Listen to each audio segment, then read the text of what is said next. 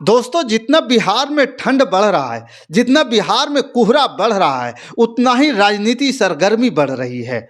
जिस प्रकार से जो है ठंड बढ़ते जा रही है, कोहरा जो है धुंधला कर रहा है, उससे उसी तरह से बिहार की राजनीति भी आजकल खूब धुंधला भी होते जा रहा है और पॉलिटिकल खिस्से भी अलग अलग प्रकार के निकल के आ रहे हैं। और इसी सिलसिले में जिस प्रकार से प्रशांत किशोर को जो है सुबह भोर में 4 बजे भोर में जो है पटना पुलिस उठा करके मेडिकल जांच करवाने के ले गई, फिर उसके बाद जो है कोर्ट ले गई और कोर्ट ने जो है बिना कोई शर्त को जो है प्रशांत किशोर को जमानत दे दिया। और जमानत देने के बाद प्रशांत किशोर जो है कई तरह के सवाल आकर के खड़ा किए सत्ता पक्ष पर, विपक्ष पर, और सबको उन्होंने सवालों के लपेटे में लिया। और एक बात उन्होंने खुलकर कहा कि जो भी होगा वो गांधी मैदान में होगा। इसका मतलब ये उन्होंने साफ कर दिया कि गांधी मैदान में ही सारी बातें अब की जाएगी।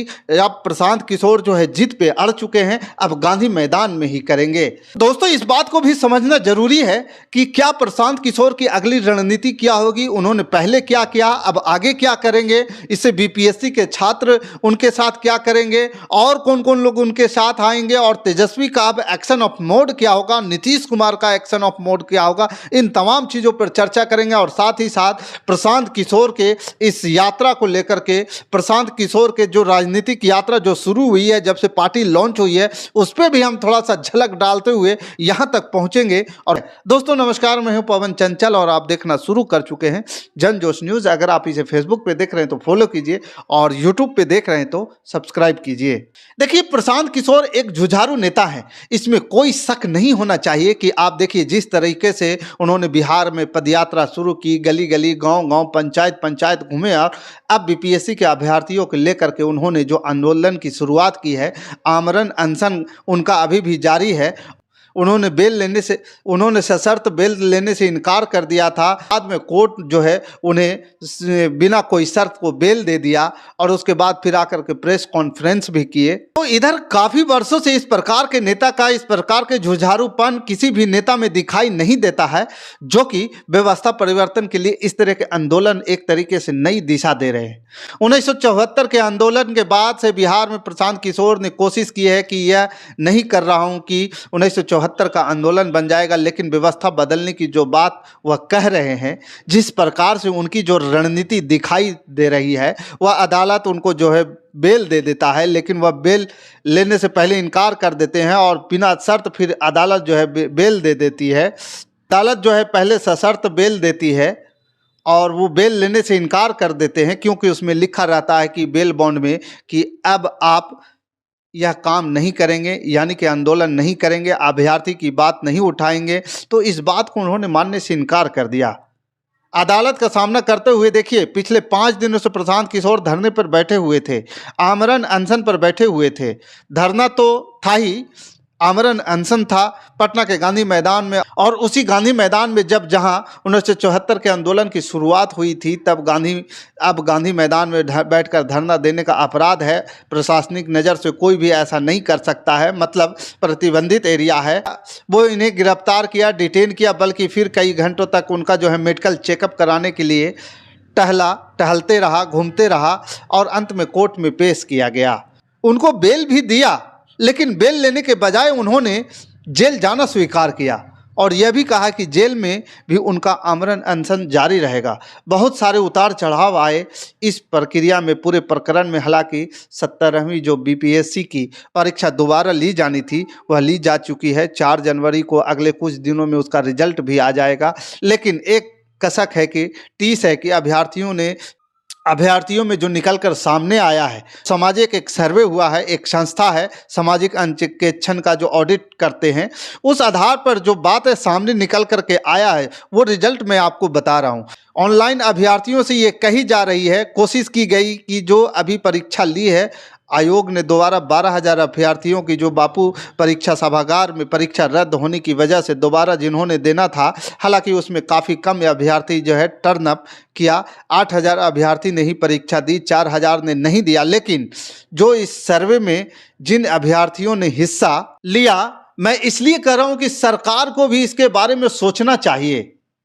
अभ्यर्थियों ने इस सामाजिक अंकेक्षण में हिस्सा लिया और उसमें आप कह लीजिए कि 15 ऐसे थे। यह माना जा रहा है कि 3313 अभ्यर्थियों में से इनसे हिस्सा लिया, जिसमें से 99.1% अभ्यर्थी जो हैं कहते हैं कि चाहते हैं कि री एग्जामिनेशन हो जाए। आप सोचिए 99.9% यानी कि 3313 अभ्यर्थी थे, उसमें से केवल 33 अभ्यर्थी ने चाहा कि री एग्जामिनेशन नहीं हो। मतलब बाकी जितने भी अभ्यर्थी चाहते हैं कि री एग्जामिनेशन हो। निश्चित रूप से यह जो है रिजल्ट है जो काफ़ी चौंकाने वाला है। यह सर्वे उसी प्रकार के जो है सर्वे सवाल पूछा गया या कहा गया कि क्या आपको लगता है कि परीक्षा में गड़बड़ी हुई है, जिसके लिए री एग्जामिनेशन की जो मांग हो रही है, परीक्षा में गड़बड़ी होने की वजह से मांग की जा रही है। 99.5% जो ने कहा कि गड़बड़ी हुई है और यह फ्री एंड फेयर परीक्षा नहीं हुई है। केवल मतलब यह है कहिए कि 15 अभ्यर्थी ऐसे हैं जिन्होंने यह माना है कि गड़बड़ी नहीं हुई है। बाकी जितने भी हैं मतलब 3298 अभ्यर्थी ने माना है कि परीक्षा में गड़बड़ी हुई है। उसी प्रकार से मतलब यह जो जिस प्रकार से यह रिजल्ट 99.49% अभ्यर्थी यह मानते हैं कि एक ही एग्ज़ाम को अगर 2 बार लिया जाएगा तो फ्री एंड फेयर परीक्षा कभी नहीं माना जाएगा। उसमें गड़बड़ी होना तय है क्योंकि इसमें 2 बार परीक्षा ली गई है। इसका विरोध कर रहे हैं अभ्यर्थी, इसलिए ये सर्वे जो है बिहार तक के माध्यम से ये सामने भी आई है और एक खबर में बताया भी गया इस सर्वे के बारे में कि संजीव श्रीवास्तव ने जो कहा कि सामाजिक ऑडिटर हैं वह सोशल ऑडिटर हैं, उन्होंने सर्वे में साफ किया है। उन्होंने कहा है कि निश्चित तौर पर यह सरकार को भी इस पर ध्यान देने की ज़रूरत है, आयोग को ध्यान देने की ज़रूरत है। देखिए मामला अब सुप्रीम कोर्ट में चला जाएगा। अब सुप्रीम कोर्ट में परीक्षा रद्द करने की मांग को लेकर के लिस्टेड होता है तो सुप्रीम कोर्ट से इस पर सुनवाई करता है तो यह देखने वाला दिलचस्प होगा कि सुप्रीम कोर्ट का रुख इस पर क्या होता है। देखिए इन तमाम प्रकरण के बात को आपने समझ लिया कि सर्वे जो हुई है बिहार तक के माध्यम से, जो सर्वे जो हुई है बिहार तक के प्लेटफॉर्म पर सुजीत झा जो संपादक हैं उनके माध्यम से इस सर्वे के बारे में खुलासा भी किया गया और उन्होंने ये भी कहा कि ये सर्वे में जो है अभ्यर्थी चाहते हैं कि इस परीक्षा में जो बीपीएससी की एग्ज़ाम हुआ है उसको री एग्ज़ाम लिया जाए। इसमें जो है कदाचार युक्त परीक्षा हुआ है, कदाचार मुक्त परीक्षा नहीं हुआ है, ये खुले तौर पर। अब आते हैं प्रशांत किशोर वाली मैटर पे। अब प्रशांत किशोर जो है अब लगातार जो है इस बात को लेकर के शुरू कर चुके हैं और उनको जो है अब सहयोग मिलना भी शुरू हो चुका है और बिहार के छात्रों का इमोशनल कनेक्टिविटी भी प्रशांत किशोर के साथ आ गया है। अब प्रशांत किशोर ये कह रहे हैं कि आप आइए हमारे साथ मिल करके। उन्होंने तेजस्वी यादव को भी जो है खुले तौर पर जो है निमंत्रण दे दिया और उन्होंने ये भी कहा कि लेफ्ट जो वाम दल के लोग हैं वो सड़कों पर जो है उतर के काम कर रहे हैं। भले ही कोई भी विचारधारा हो, किसी तरह के वो काम करते हो, लेकिन छात्रों के लिए, छात्रों के हित के लिए वो सड़क पे उतरे हुए हैं। हाँ, ये प्रशंसनीय है। वो उन्होंने वाम दल का जो है प्रशंसा करते हुए इस बात को बोले हैं।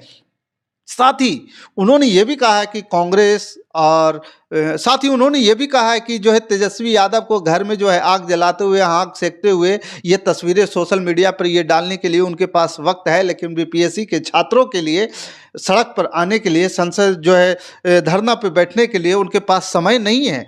तो ये तमाम प्रकार के जो है सियासी उठापटक चल रही है और उसके बाद तेजस्वी यादव जो है पत्रकारों से मुखातिब होते हैं और पत्रकारों से ये बताते हैं कि ये सारा का सारा एक रंगमंच है, इस पे ड्रामा हो रहा है और ये सियासी ड्रामा है और इस सियासी ड्रामा में ये फिल्म बनाया जा रहा है जिसमें डायरेक्टर हैं, प्रोड्यूसर हैं और एक्टर हैं। ये सारी तरह की जो है बातें बताई जा रही है और ये देखते जाइए सियासी ड्रामा में होता क्या कुछ है। उन्होंने ये भी कहा कि नाम लेने की ज़रूरत क्या है, हमें कोई टिप्पणी जो है करने की ज़रूरत नहीं है।